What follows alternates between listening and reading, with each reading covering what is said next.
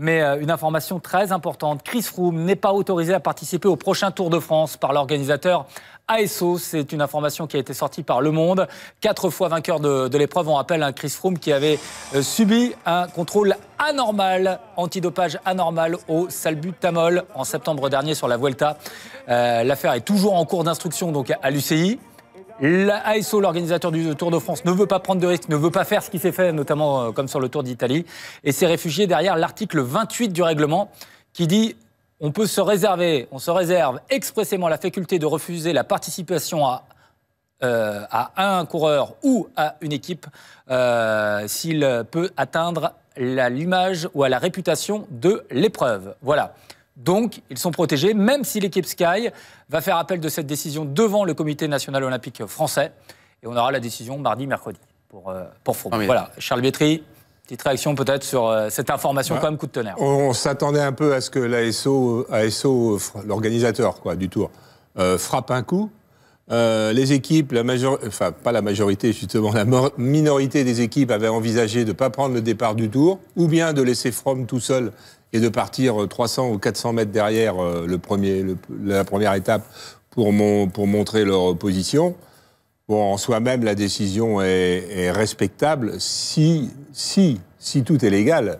Parce que moi, je pense que la Sky et Froome vont, faire appel, aller devant d'autres tribunaux. Alors, il y a le délai. Le Tour de France part de Noirmoutier, on rappelle, dès samedi. S'ils vont après devant le tribunal arbitral olympique... Suspensif. Si l'appel est suspensif, ce que je ne sais pas par rapport à l'article qu'utilise l'organisateur du Tour de France, il peut prendre le départ du Tour, sauf à mettre des gendarmes pour l'empêcher de monter sur son vélo.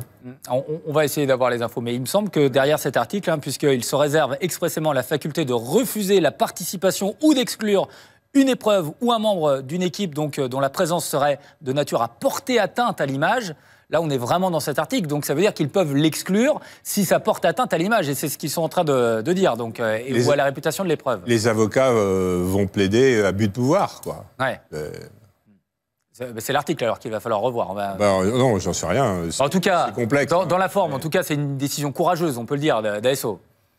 Bertrand. Et moi, je suis satisfait de cette prise de décision de l'organisateur du Tour, qui est une décision courageuse, c'est le vainqueur sortant du Tour de France. Alors on parle, et c'est le coureur qui a gagné et la Vuelta et le Giro et le Tour de France. Il remet son titre en jeu. Alors effectivement, je ne sais pas si ça va aboutir au final à ce qu'il ne soit pas au départ du Tour. À minima, ça envoie le message, de toute manière, qu'il n'est pas le bienvenu sur les routes du Tour de France. Et ça, c'est un message courageux.